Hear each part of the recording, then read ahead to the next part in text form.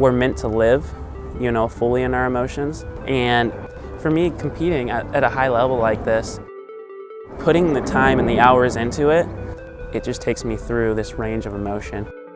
And it's something that's addicting, and I love it. This thing that is sacred and is an art to me is something that I can do, and I can do for a very long time. Probably will make an Olympic team.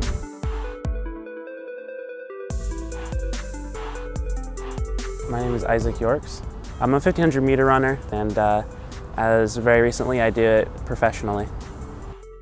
I made a commitment to the sport in 2008. Me and my sister, who has a couple different disabilities, we were watching the Olympics, and she said, "I wish I could run like that."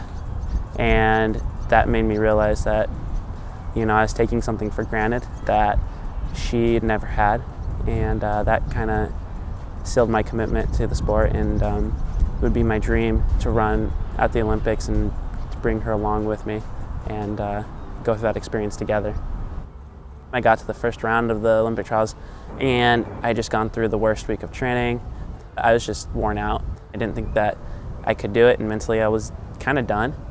And I got halfway through the race, and I started to realize, like, oh, I actually feel really good. And I started hearing the crowd, and suddenly I got all this energy back, and suddenly I was racing. And I made it through to the next round, and going into the final, probably like 250 meters to go, I had a shot at getting top 3. But it didn't end up finishing out that way. I tied up really bad in the last 100 and went backwards quite a ways, but it was an amazing experience. It's one I wouldn't trade.